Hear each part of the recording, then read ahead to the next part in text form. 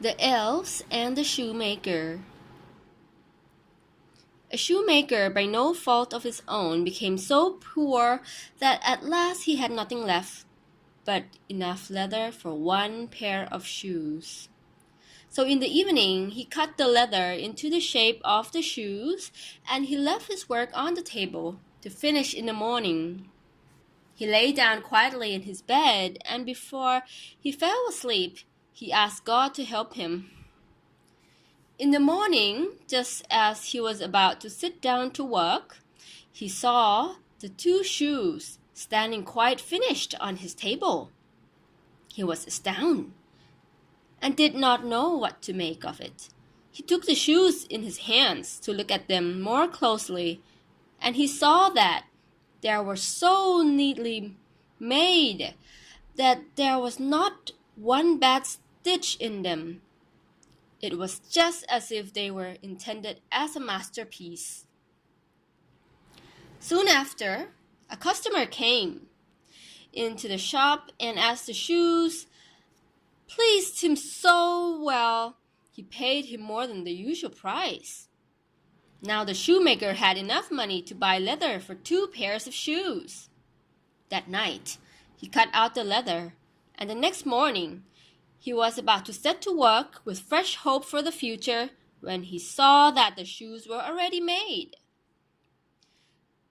There was no shortage of customers who wanted the shoes, and the shoemaker soon had enough to buy leather for 4 pairs of shoes.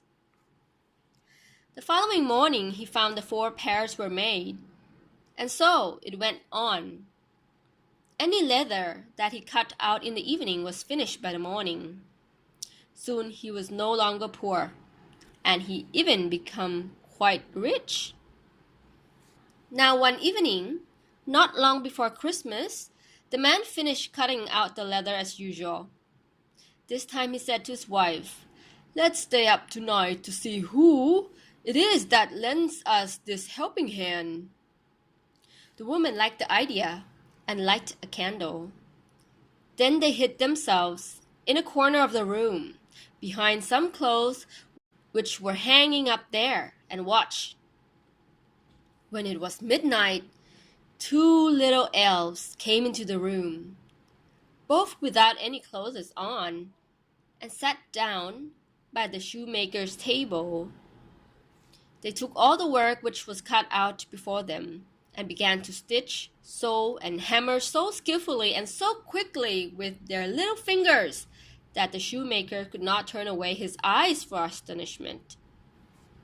They did not stop until all was done, and stood finished on the table. And then they ran quickly away. The next morning the woman said, "The little men have made us rich, and we really must show that we are grateful for it.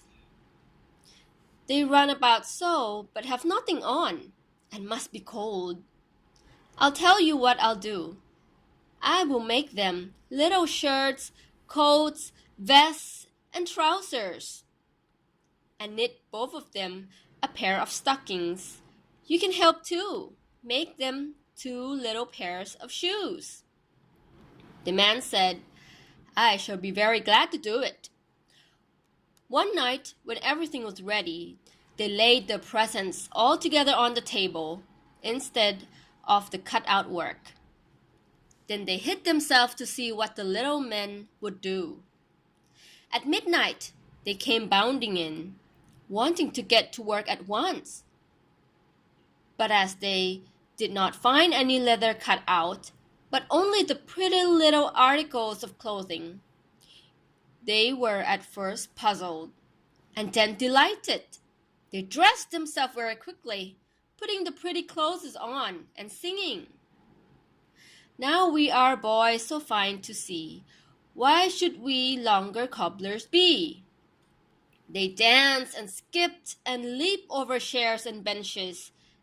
At last they danced out of the doors. From that time on they came no more, but as long as the shoemaker lived, they went well with him, and all his business prospered.